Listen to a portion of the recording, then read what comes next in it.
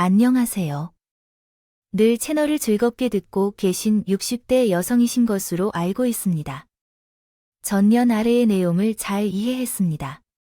오랫동안 전라남도에서 미역 양식장에서 일해 오셨다고 하셨는데요. 여러분은 어떻게 미역을 양식하는지 알고 계시나요? 먼저, 신뢰할 수 있는 배양시설에서 초기 배양 과정을 거쳐 미역을 양식해내어 어느 정도 성장한 후에 바다에서도 잘 능통할 수 있게 하는 것이 중요하며 수온도 역시 적당한 조치가 필요합니다. 그 후, 가을에 수확하기 위해 바다로 이식하여 자연환경을 경험하게 됩니다. 이렇게 거센 파도 속에서 흔들리며 짬을 채우고 성공적으로 재배하면 따뜻한 봄에 수확할 수 있게 됩니다. 제게는 자녀를 키운 경험도 비슷하게 느껴집니다. 어렸을 때는 내 손으로 애를 키워내며 사회생활에 적응할 수 있도록 도왔는데 천천히 성장하는 과정을 관찰하며 결국은 하나의 사회 구성원으로 성장하는 것 같아요.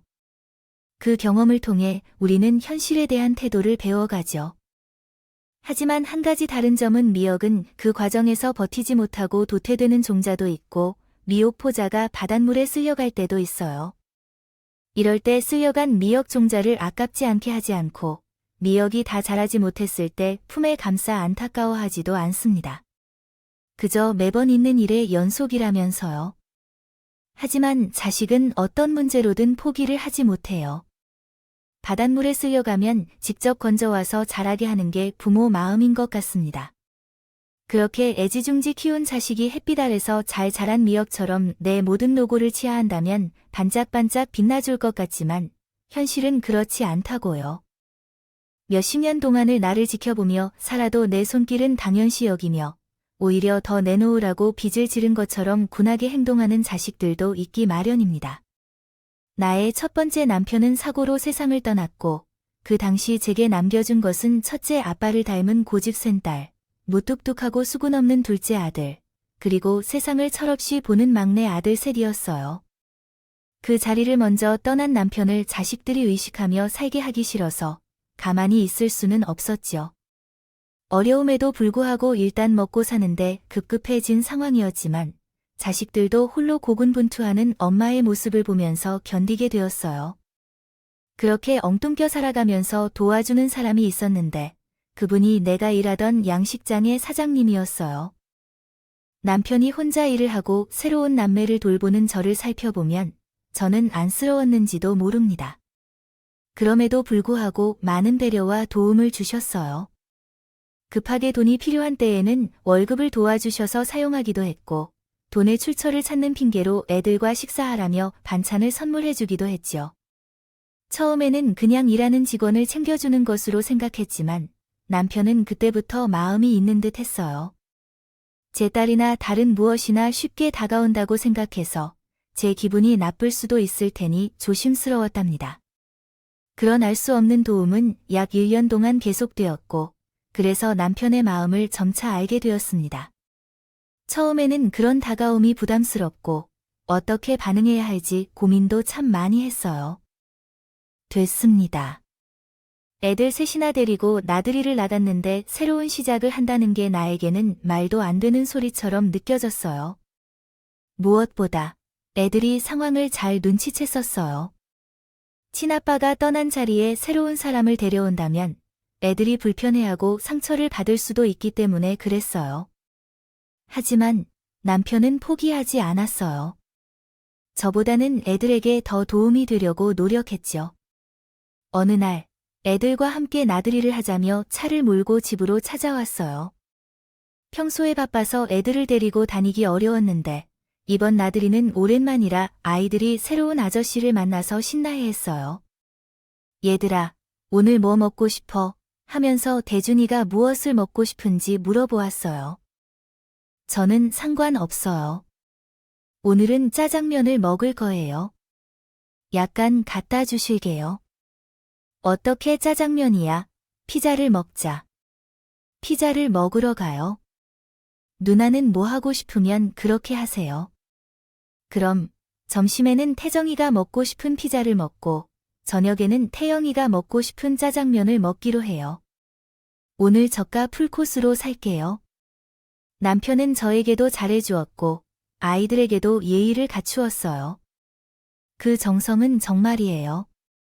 저는 좋은 아빠가 될 수 있다는 것을 계속 증명해 주었죠.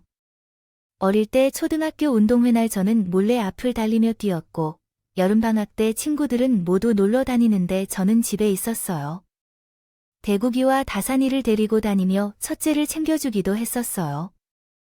책을 좋아하고 공부에 욕심이 있는 둘째 아이에게 사줄 수 없었던 세계문학 전집을 국수희 고등학교에 진학하기 전 참고서로 사주기로 했고, 그래서 용돈도 지원해 주었는데 너무 힘들어서 결국 나 자신이 써주게 되었습니다.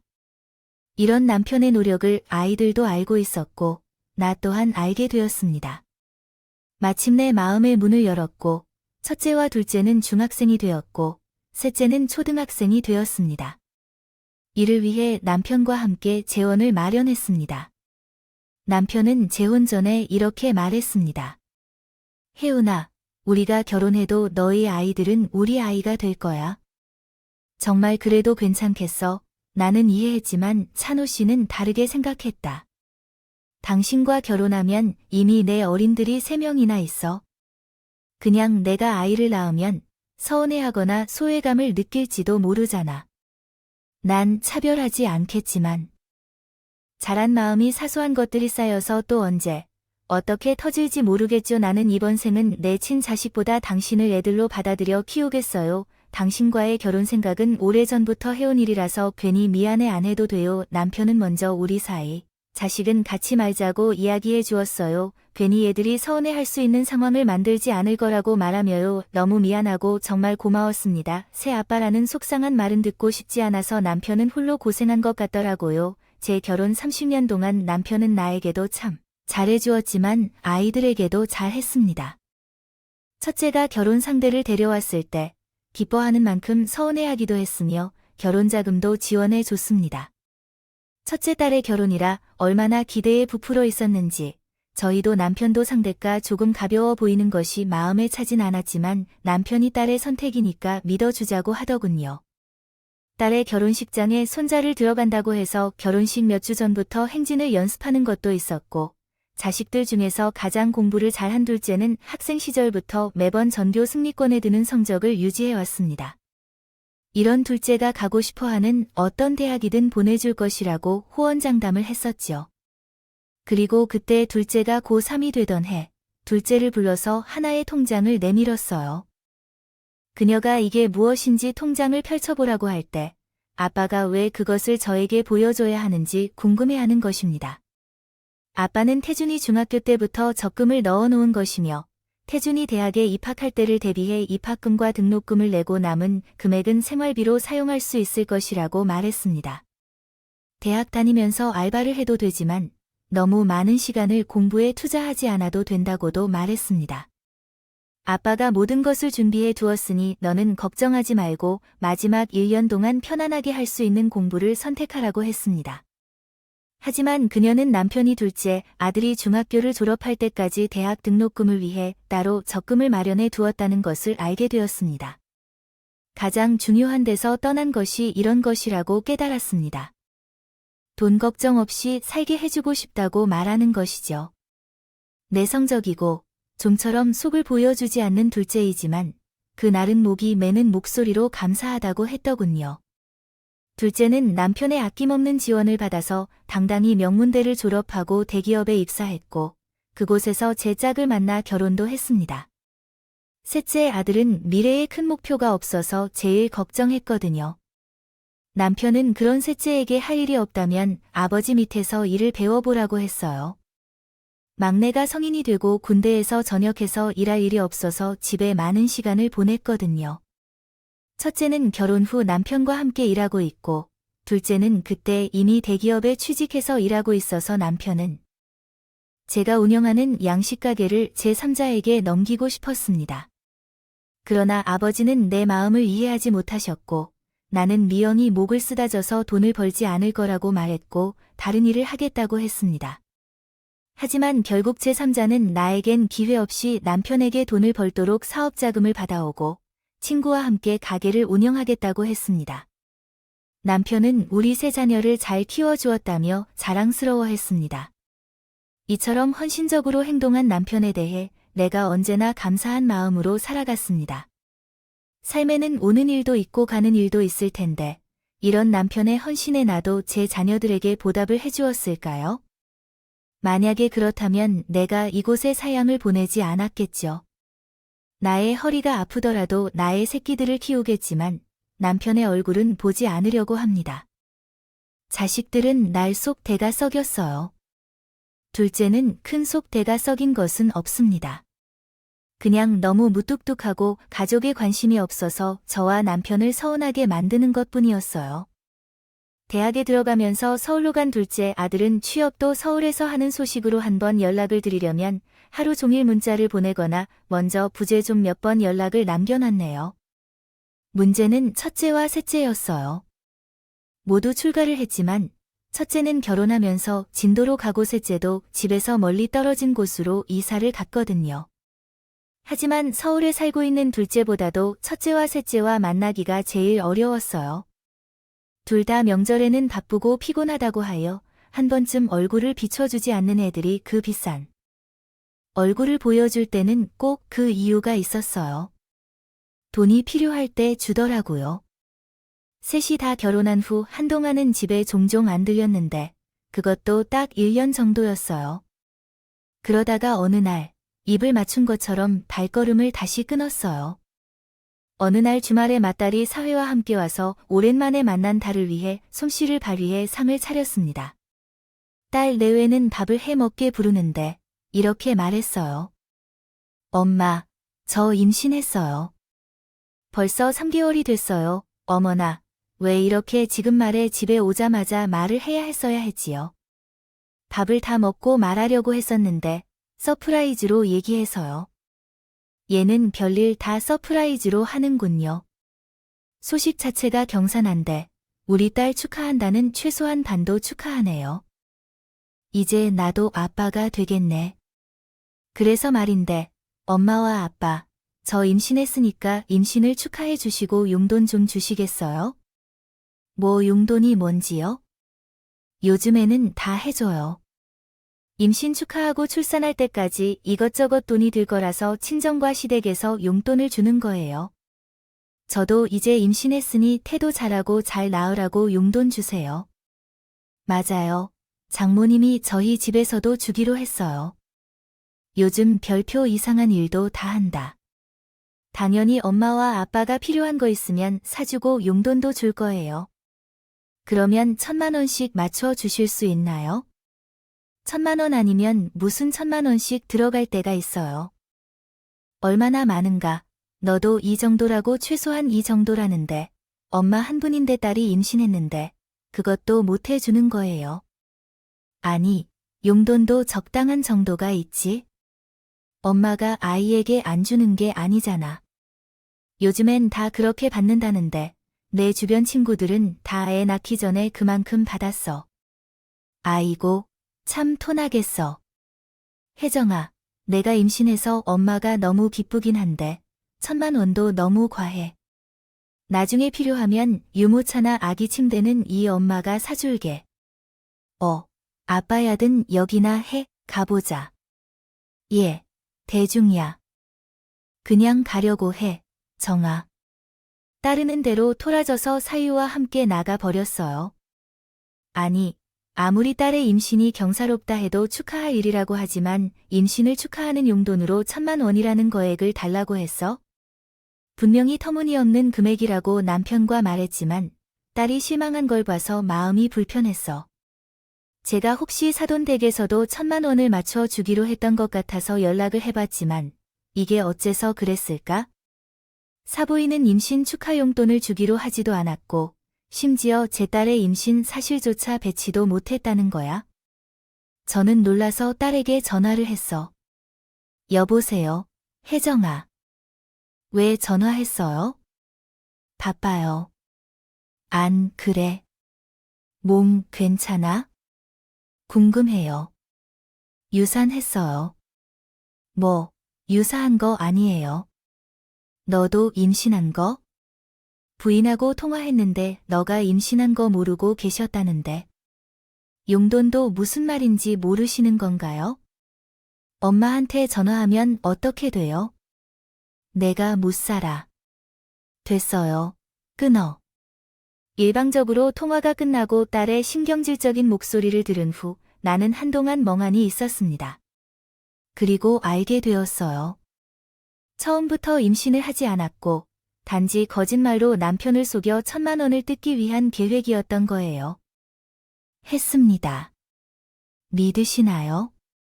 사실 딸이 결혼하고 사회와 애완동물 용품 사업을 시작한다고 남편에게서 돈을 받아갔던 적이 있었어요.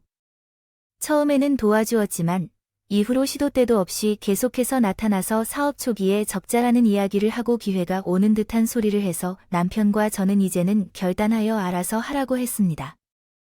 그렇게 우리 가치를 밟으며 임신에 따상한 거짓말까지 하면서 돈을 받아가려고 한 것이었죠. 얼마만큼 화가 나는지 상상이 가지 않았습니다. 첫째뿐만 아니라 셋째도 만만치 않았어요. 첫째가 하는 대로 처음에 다른 사업자랑 협력하여 식당 사업을 하기 위해 사업 자금을 받아갔었어요. 남편은 평생 뭔가 할 생각이 없다고 했습니다. 셋째가 결혼 후에 자신이 집안을 이루고 나니 여느 때와 다르게 무언가가 시작된다고 하자 가능한 한 도와주게끔 부탁해요. 결혼 후에는 남편이 기뻐하기까지 했다고 말씀하면서 뭔가 일자리를 찾아야겠다고 생각했습니다. 그러나 남편이 돈을 가져가 물건 판매를 시작한다는 것을 알기 전까지 이렇게 말이죠. 식당이나 다른 일이 아니라 술을 판매하며 아가씨들까지 따르는 술집을 시작했다는 거예요. 남편이 이 사실을 알게 되었을 때는 큰 실수를 저질렀습니다. 저 또한 돈을 가져가면서 영업하는 남자들이 창피한 것은 아니겠어요? 법원에선 큰 실수를 한 것으로 판단했습니다. 식당. 아버지한테 돈을 받아 창업한 게 술집이었어. 팔고 살 사람 반은 이런 곳이야. 아, 엄마. 뭘 모르면 좀 가만히 있어요. 그리고 사람 장사나 그런 것까지 나한테 누가 들이 뭐 해? 태영아, 너 진짜 이렇게까지 해야 하겠느냐? 부모한테 거짓말까지 쳐가면서 아버지, 거짓말을 무슨 거짓말?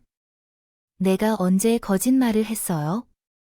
우리, 그게 팔아 그러니까 식당이라고 해도 틀린 말은 아니지 아. 됐다. 더 이상 얘기하지 말자. 너한테 정말 실망이 이만저만이 아니다. 네가 떳떳하면 알아서 살아. 설 막는 소리를 들으며 눈 하나 깜짝하지 않고 직업에 귀천이 어디 있냐?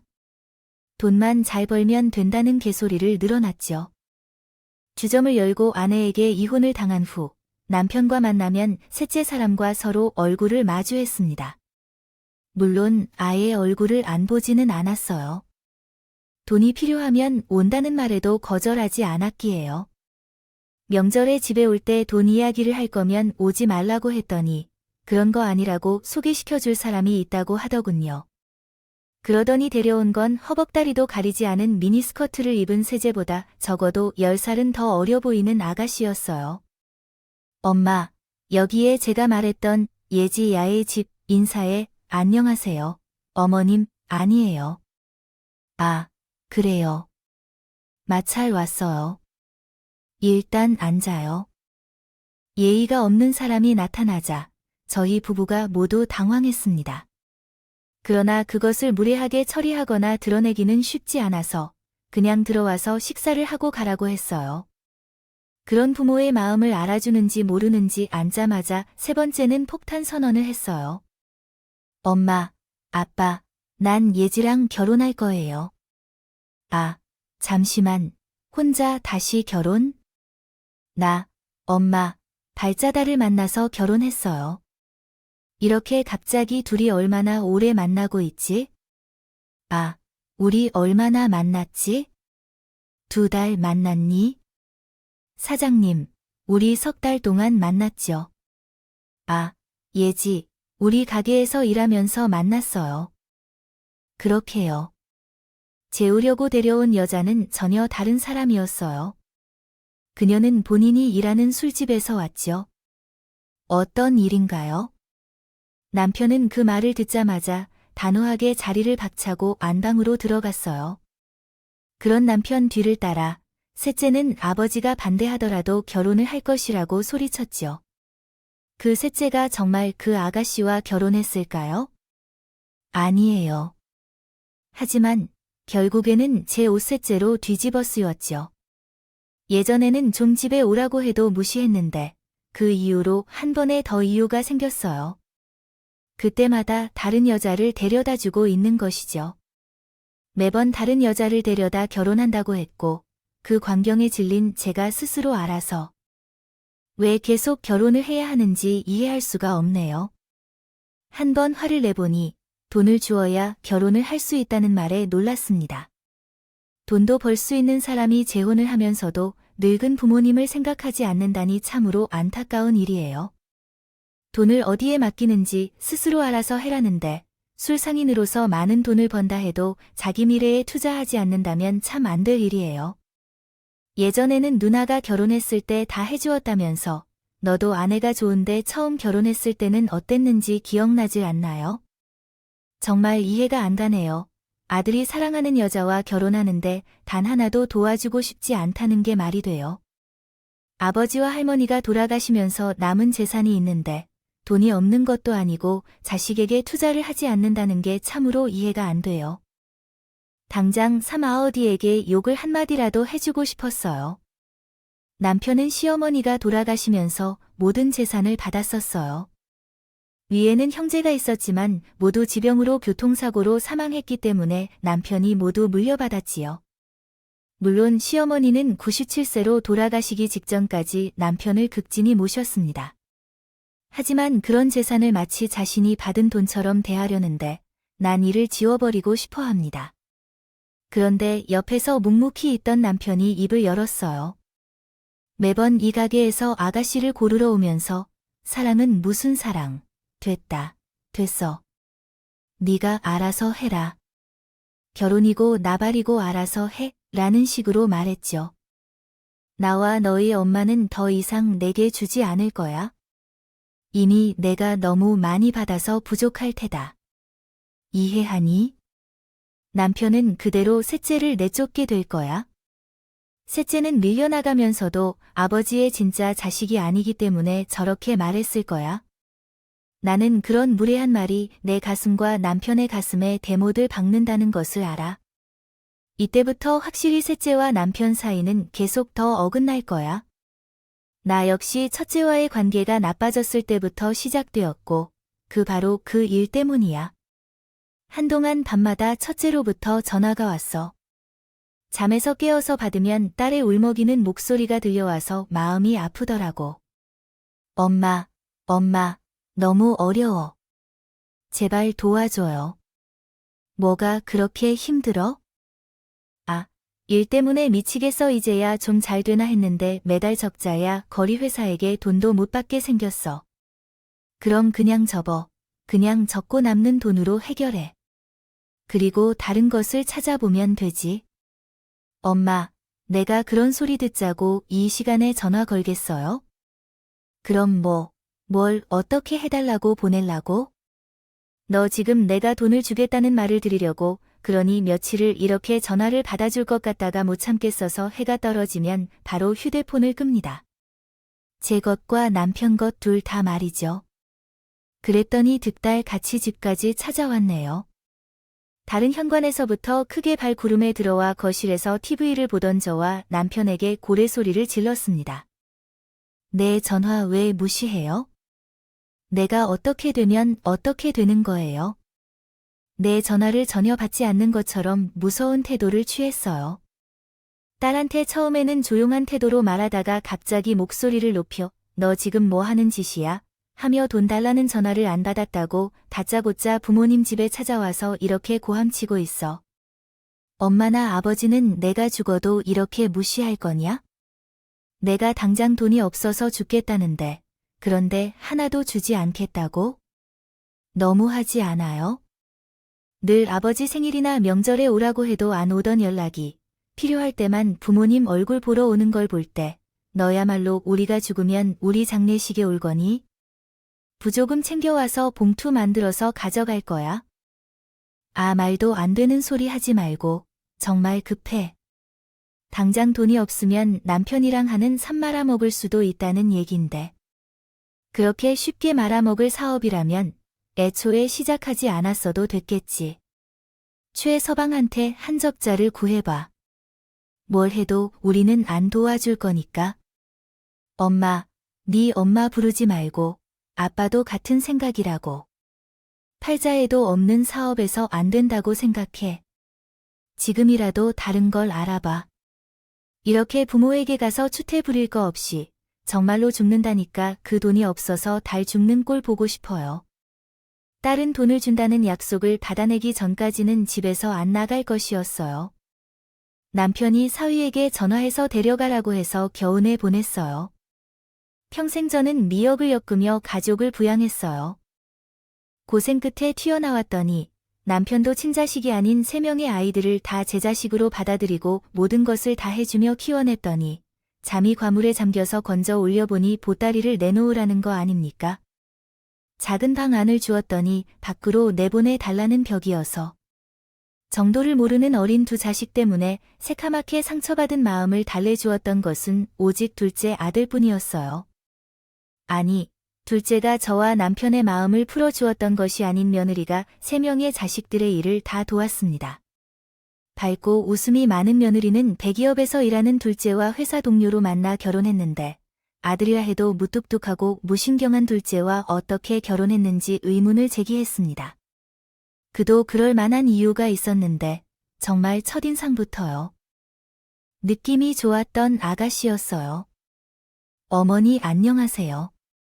저는 강세형이라고 합니다. 이 사람에 대해 많이 들었어요. 설탕을 좋아하신다고 들었으니 화가 한테? 전문점에서 산 것인데 입에 맞으실지 모르겠어요. 우리 부모님은 정말 믿어주시는데요. 맑은 웃음과 씩씩한 말투, 그리고 사려 깊은 행동까지 모두 제 마음에 들었어요. 부창부수라고 하는 것이죠. 첫째 사위도, 그리고 이제는 셋째 며느리도 우리 집에 와서 남편을 보러 온 적이 없었어요. 마지못해 오기는 했지만 제게는 앞장서지는 않았어요. 하지만 둘째 며느리는 제가 먼저 그녀를 잡고 집에 찾아갔어요. 명절에는 전날부터 혼자 미리 내려와서 저희와 남편이 음식을 하게 하는 일에도 도와주셨어요. 서울로 갈 때 몇 번째 호텔을 예약할까요? 저희와 함께 가실 거예요. 어머니, 우리 집에 오시면 좋은데 집이 정말 더럽잖아요. 제가 남편 모두 일하니까 매번 정리해도 끝이 없어요. 그래서 정신없이 바쁘게 살다 보면 그럴 수 있지요. 난 호텔도 좋아해요. 한강의 야경이 아름답게 펼쳐지는 곳에서 잠자리를 언제 차릴 건가요? 그렇지요. 속이 정말 편해지는데 근데 태준이 집안일을 잘 안 해. 아니야, 오히려 저가 더 게을러요. 그냥 둘 다 집에 있는 시간이 적어서 그래. 아침에 출근해서 저녁에 퇴근하면 아침에 출근했던 그대로 돌아올 거예요. 그러면 내가 도와줄까요? 당신들이 너무 바쁘면요. 어한 자리에는 어머니가 그냥 사람을 대신 쓰거나 우리가 할 거예요. 어머니가 서울로 오셔서 청소를 하세요.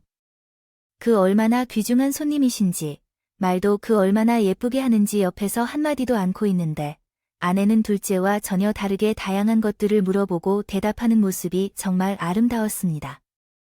사위 사랑은 장모에 대해 저는 반면에 며느리 사랑은 시어머니를 얻죠. 남편과 나를 부모처럼 대해주는 사람은 며느리뿐이었습니다. 매번 둘째도 함께 왔지만 그 말없는 녀석의 속에는 어땠을지 난 알 수가 없었네요. 이제는 타인의 딸을 내 딸처럼 대해야겠다 생각했었는데 그런 생각을 확신케 하는 사건이 일어나 마련이었습니다. 양식장에서 일하던 남편이 뇌출혈로 쓰러진다면 어떡하죠? 현장에 나가지 않고 집에 있던 그날, 제가 다른 직원의 전화를 받아 급히 병원으로 달려갔어요. 평소 고혈압 약을 꾸준히 복용하던 남편인데 희귀한 이런 사고가 일어날 줄은 상상도 못했어요. 정신없이 택시를 타고 병원에 달려가서 남편이 수술을 받게 되었어요. 수술실로 들어가자마자 남편은 수술을 받았어요. 수술실 앞에서 무섭기 짝이 없이 앉아 있으면서 얼마나 떨렸는지 모릅니다.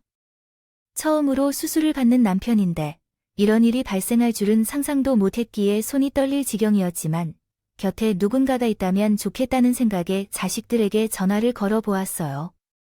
더 알 수 없이 나도 모르게 제일 먼 곳에 사는 형제에게까지 전화를 걸었습니다.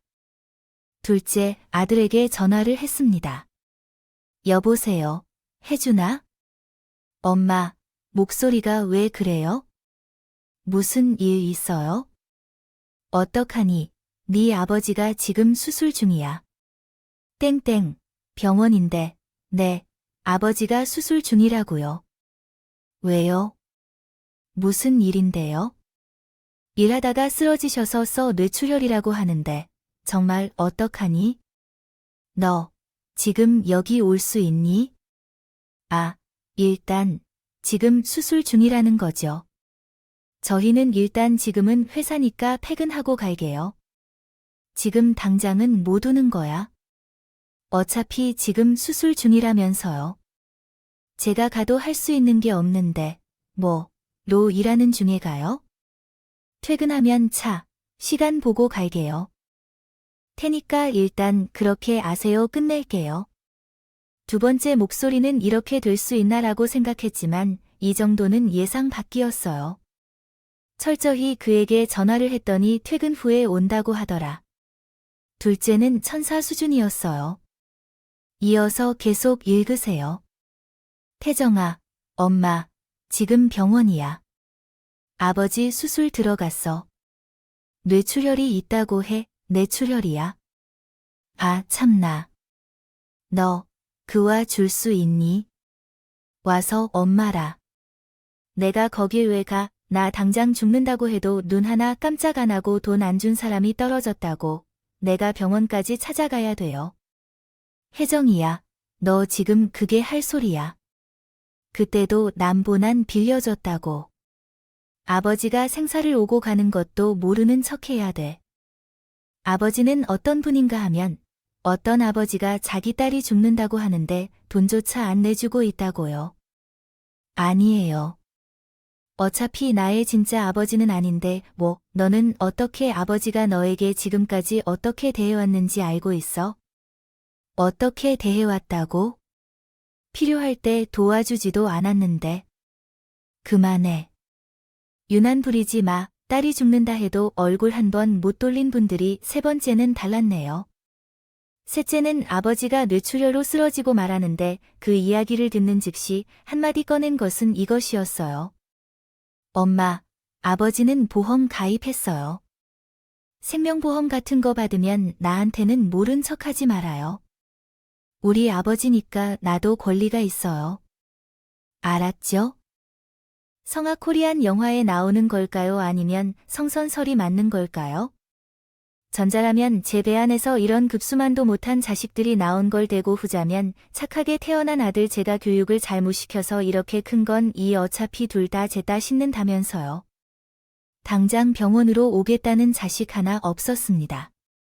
외다른 게 다 거절당한 제가 하염없이 텅 빈 얼굴로 벽만 바라볼 때 몇 시간이 지났을까요? 수술방 불은 오랫동안 꺼지지 않았어요. 이렇게 홀로 남편이 살지 죽을지 모르는 영옥의 시간과 싸울 때 어머님. 저 멀리 병원 복도에서 목소리가 들렸습니다. 얼굴에 땀이 새거난 며느리가 저를 보고 있으면서 뛰고 있었어요. 새 영화 저까지 한 것 없이 먹으신 법 아버님은 아직 수술이 끝나지 않으셨어요. 어떤 시간에 들어가셨는지 잘을 모른다던데 회산 어쩌고 했어요. 남편에게 반찬을 해드릴까요? 아버님이 스스로 들어가셨다는 소문을 만들었고요. 기차를 타고 왔어요. 어머니는 계속 혼자 계셨던 거예요. 내가 어렵게 고개를 끄덕이자 나와 다른 자식들이 어떤지를 잘 아는 며느리는 그저 내 어깨를 쓸어주었어요. 혼자 기다리면서 얼마나 무서웠을까요? 쓰러지고 즉시 병원을 방문하셨어요. 어머님의 뇌출혈이 제때에만 수술을 받으면 걱정할 필요가 없을 거예요. 바로 수술을 받으셨나요? 괜찮을 거예요. 어머님 정말 괜찮을 거예요.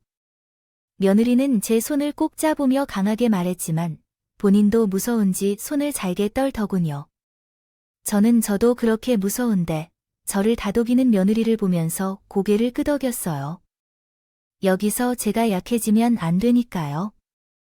며느리와 함께 손을 꼭 잡고 남편의 수술이 끝나기를 기다렸고 남편은 장장 6시간이 지난 후 수술방에서 나왔습니다. 며느리는 정신이 없는 저를 대신해 의사에게 수술 결과와 현재 남편의 상태가 어떤지, 앞으로의 계획에 대해 듣고 얼마나 든든할지요. 어머님은 스스로는 잘 될 거예요. 그러나 뇌출혈 수술 후 사람이 의식을 차리는 것은 천차만별일 거예요. 다음 날 깨어날 수도 있고 한 날 이상 걸릴 수도 있다고 합니다. 지금 중환자실로 옮긴 후 경과를 보고 일반 병실로 이동할 예정입니다. 그래서 일단 제가 어머님 댁에 갔다가 돌아오겠습니다. 거기서 어머니를 도와서 필요한 물품들을 준비해 올 테니 잠시만 기다려 주세요. 이렇게 며느리로서 제가 병원에서 사용할 생필품과 옷을 챙겨오기 위해 남편과 둘만 남게 되었어요. 삶이 얼마나 사소한지 생각이 들었고 혼자 남을 수 있는 불안함이 내 안으로 스며들었어요. 남편에게 해야 할 말과 미안해했던 일들이 머릿속을 스쳐갔습니다. 며느리는 1시간이 조금 지나 돌아왔고 지금은 정리가 필요하니까 막차를 타고 집으로 돌아갈게요. 어머님, 이번 주 토요일 아침에 제가 올 거예요. 그때 댁에 가서 쉬고 오실 수 있도록 도와드리겠습니다. 오늘이 목요일이니까 얼마 남지 않았어요. 제가 다시 오니까 걱정 마세요. 며느리는 제게 약속한 대로 그 토요일에 둘째를 데리고 병원에 찾아왔어요. 회사 일이 끝나고 온다던 둘째의 얼굴은 보기 싫었지만 그때는 뭐라 따질 힘이도 없었어요. 며느리는 제 등을 밀며 둘째가 남편 곁에 있을 테니 집에 와서 좀 쉬고 오라고 제안하고 계십니다. 며칠 동안 밥도 제대로 못 챙겨 먹어서 힘이 없던 저는 며느리의 손을 잡고 병원을 나왔어요.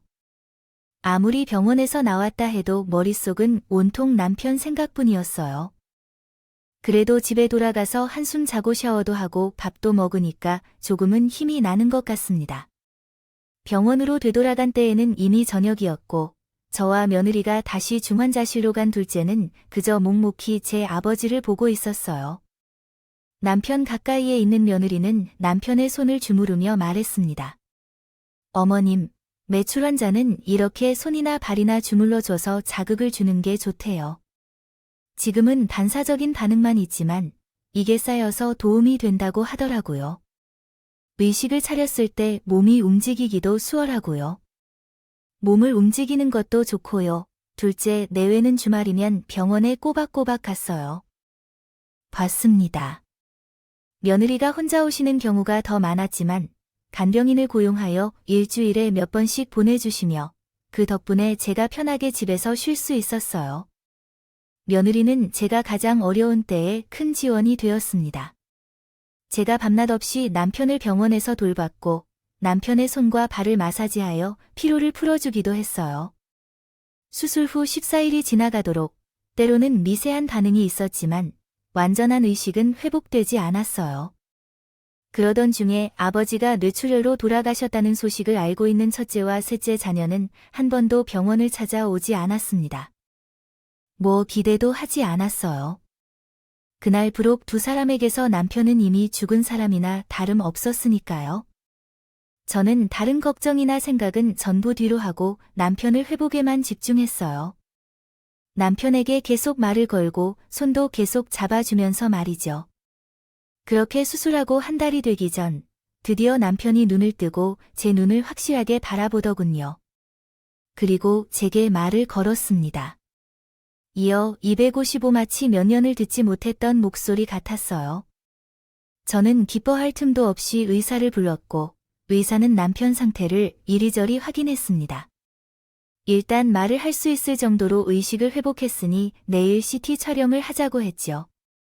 의사가 나간 후에 저는 남편에게 다가가 말했어요. 고생했어요. 정말 고생했어요. 남편은 눈물이 질질 흘리는 나를 보면서 마른 입술을 움직여 물었어요. 애들은 공허한 물음에 이식 삼켜요. 그렇죠? 병실을 들어온 사람은 나뿐이었으니 궁금해하면 당연한 거겠죠. 미운 자식이라고. 당장 몸이 아파서 가족의 품에 넣어준다 해도 아무 업이겠지. 나는 울음을 삼키며 말했어요. 남편이 쓰러진 일에 대해 말할게요. 그는 그냥 멍하니 지금까지 키워온 아이들의 어처구니 없는 반응만 듣고 있었어요. 모든 말을 다 들었으니 이제 한숨을 내쉬며 덧붙이고 싶습니다. 아, 이제 우리 둘만 살아야 해요. 우리 부모를 더는 취급하지 않는 사람들 생각하지 마세요. 우리 둘이 서로를 바라보면서 살아야 해요. 이젠 내가 당신에게 너무 미안해요. 당신은 내가 아픈 배로 당신의 아이를 나 안에 양육했지만 너 또한 마음으로 그것을 받아들였어. 이런 대우만 받아야 했다는 것에 너무 미안해해요. 앞으로는 우리 둘만 서로의 불만을 나누고 걱정하면서 살아가야 해요. 내 말을 듣고 남편은 작게 머리를 끄덕였어요. 정말 서글픈 말이에요. 죽을 뻔했던 아버지를 무시한 아이들을 그냥 없는 것으로 여기기로 했어. 그날 남편을 죽은 아버지 취급한 아이들을 나와 남편도 없는 아이들로 취급하기로 마음먹었어. 그 이후 남편은 긴 회복 기간을 거쳤어. 처음엔 단어가 떨어져 나왔지만 후에 우리는 서로를 이해하고 지켜주며 함께 굳건히 살아가기로 다짐했어요. 점점 좋아져 가면서 이야기해 보겠습니다. 처음에 시작했고 식욕도 돌아왔는지 식사를 남기지 않고 모두 다 먹으면서 에너지를 얻었죠. 그 인식 능력도 회복하기 위해 재활 치료를 받았습니다. 물론 몸도 움직이면서 다양한 도움을 받았고 남편이 휠체어 생활을 하다가 다시 일상생활을 할 수 있는 시기에는 보험 없이 몇 분을 걷기도 했습니다. 퇴원하기 전날에 며느리가 내려와 함께 짐을 옮기는데 도움을 주겠다고 하네요. 남편은 지난 몇 달 동안 병원에 자주 다녀왔던 것을 고마워하며 며느리의 손을 잡고 이렇게 말했습니다. 이 모든 건 우리 새아이와 나의 엄마 덕분에 회복할 수 있었어. 정말 고마워. 당신도 너무 감사해. 내 목숨도 당신 덕분에 구해지게 됐어. 거의 6개월 동안 고생했던 병원을 떠나며 남편은 아직 미숙한 말투로 나와 며느리에게 전화를 걸어 고맙다는 말을 전했습니다. 며느리와 저 또한 병원 앞에서 창피했을 만큼 눈물을 흘렀습니다. 남편의 수술 결과는 모두 좋았고 회복에도 문제가 없어서 기적적인 일이라고 생각했습니다. 의사는 1년 이상의 재활이 필요하다고 하였지만 그것만으로도 기적이라고 생각했습니다.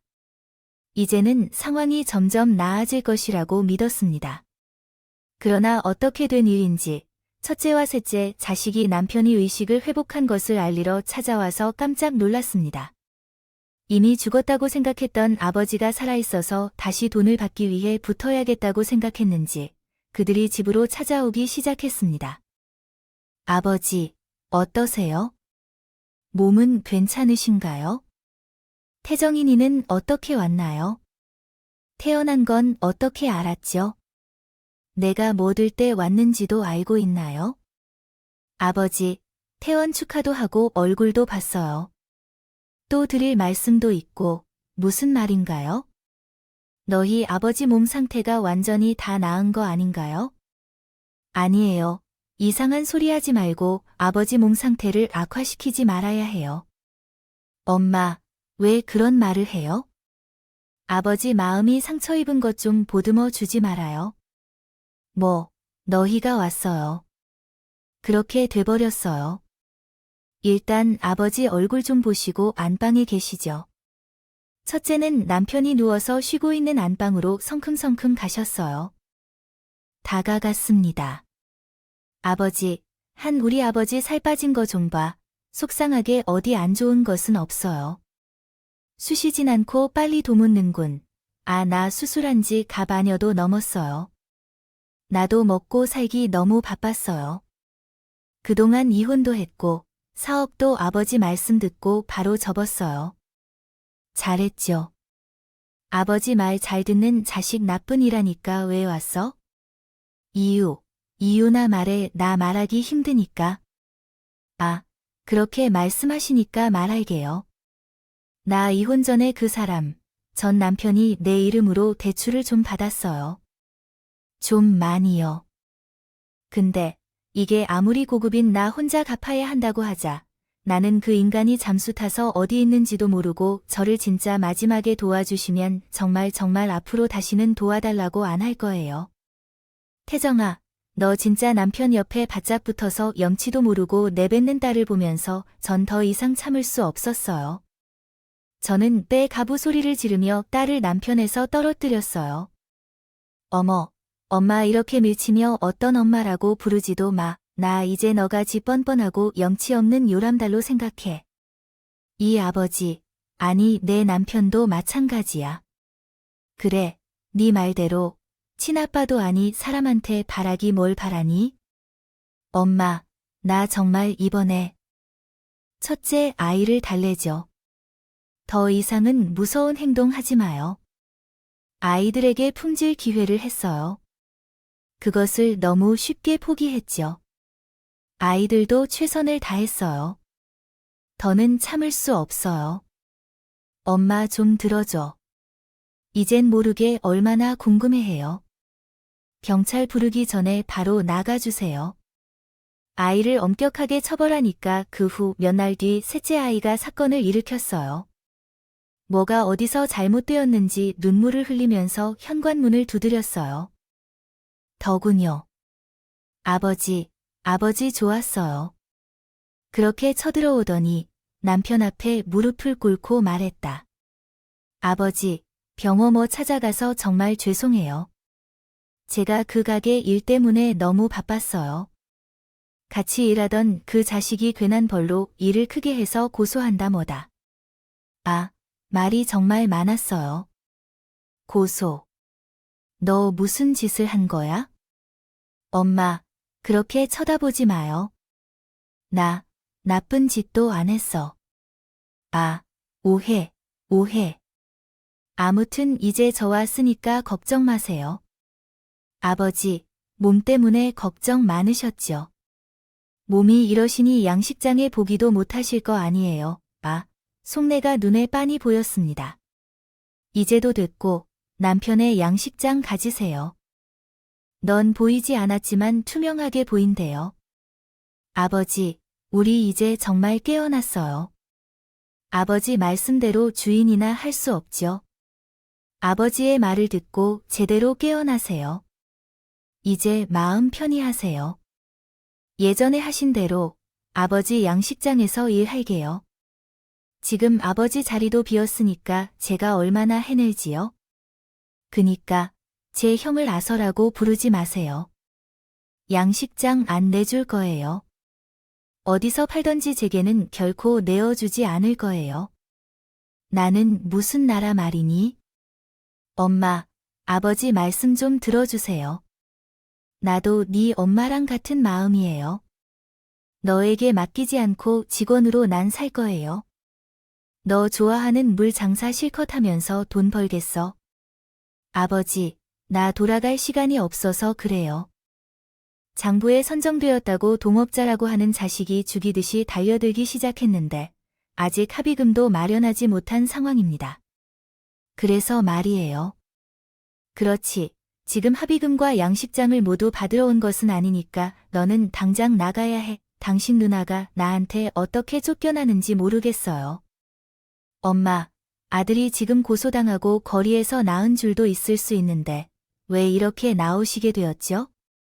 지금 네가 어머니이고 나는 너희들의 어머니가 아니에요. 다 필요 없어. 부모의 피만 주구장창 빨아먹는 자식이 없는 게 더 좋아. 너는 지금 당장 나가야 해. 우리 셋째는 우리 누나만큼 쉽지 않았어요.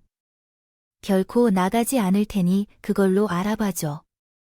잘못한 게 전혀 없는 놈한테 경찰을 불러 겨우내 보냈어요. 지금까지 준 돈도 로 받아내기 전에 썩 꺼지라고 말했습니다. 그 후로 현관문 비밀번호도 바꾸고 전화번호도 바꾸고 첫째와 셋째 전화번호도 싹 차단했어요. 물론 몇 번 집으로 찾아왔지만 그때마다 상대도 하지 않고 경찰을 불러냈어요. 제 앞에서 울면서 회유를 해도 당장 죽겠다고 협박을 해도 절대로 마음을 바꾸지 않았습니다. 남편도 마찬가지였고요. 안 좋은 꼴 보고 상처 입기 전에 안 좋은 종자는 미역이건 사람이건 끊어내야 한다는 것을, 그게 길다면 긴 60여 년의 인생의 교훈처럼 남았습니다. 둘째도 잘한 것은 없지만 제 아내 덕분에 부모와 인연은 앙큼 깨졌네요. 지금은 며느리와 둘째 딸만을 보면서 살아가고 있습니다. 며느리는 늦게나마 말하더군요. 잘했다, 고요. 어머님, 아버님 소중한 자식을 보고 살 필요 없다고 잘했다고 말했습니다. 잊을 때만 하면 죽는 소리 하는 첫째와 셋째가 어떻게든 연락을 해오지만 제 마음은 변함이 없습니다. 그저 더 빨리 끊어내지 못한 게 아쉽다며 아쉬운 거겠죠. 짐승도 키워준 은혜는 잊지 않는다고 하던데 제 속으로 짐승보다 못한 자식을 낳았다는 게 그저 일탄스러울 나름입니다. 이후 짧은 인생에서 제게 중요한 것만을 생각하며 살아가려고 합니다. 지금은 남편의 몸에 후유증 없이 완전히 회복되고 그 후는 그 다음에 생각하게 돼요. 물론 자식의 덕이 뭔지 알게 된 것은 제게는 며느리에게 보답해야 할 것이에요. 지난 주말에도 며느리가 왔어요. 가면서 남편이 좀 더 오래 걸을 수 있도록 해주면 함께 제주도에 가자고 하더라고요. 자식을 다 키우고 나서 보는 재미는 모두 며느리를 통해 알게 되었어요. 씁쓸하기도 하지만 자식이 떠나도 며느리의 복은 있다고 긍정적으로 생각해야 할 것 같아요. 세상을 살아가면서 보니 내가 한 만큼 돌아오지 않는 경우가 더 많은 것 같아요. 그게 부모로서 자식에게 베푸는 덕이라 할지라도 때로는 가장 많이 한 만큼 보상받지 못하는 것이 부모라는 입장인 것 같아요. 물론 뭔가를 바라며 자식을 키운 것은 있겠지만 여전히의 가치를 생각하면서 자식을 키우지 않을까 싶어요. 전혀 아니지만 내가 한 것만큼 보답을 받고 싶은 게 사람의 마음이니까요. 저는 자식들이 키워준 것에 감사한다는 말 한 번 들은 적이 없습니다. 돌아오는 게 없더라도 의롭게 대우해줘야겠죠. 그저 이런 일도 있고 저런 일도 있다고요. 아닌 일에는 빠르게 발 빼고 손 털면 그만입니다. 상처 2개를 받고 스트레스를 받고 걱정을 하면 다 제 손에 달려 있으니까요. 이 세상의 모든 부모님들에게 말씀드리고 싶습니다. 부모로서의 역할이 물론 중요하긴 하지만 부모에게 감사할 줄 아는 자가 아닌 무조건적으로 받으려는 내게 상처만 주는 자식은 멀리 하셔야 합니다. 그들은 여러분의 빚쟁이가 아닙니다. 여러분 모두 최선을 다해주셨으니 이제는 때가 되면 거센 바다로 돌려드리세요. 그리고 결코 뒤돌아다보지 마십시오. 그것이 오히려 덜 자란 자식을 위한 길일지도 모르니까요. 제 이야기를 들어주셔서 정말 감사합니다. 여러분이 있는 바다에는 오로지 잔잔한 물결만이 휩싸이길 바랍니다. 음악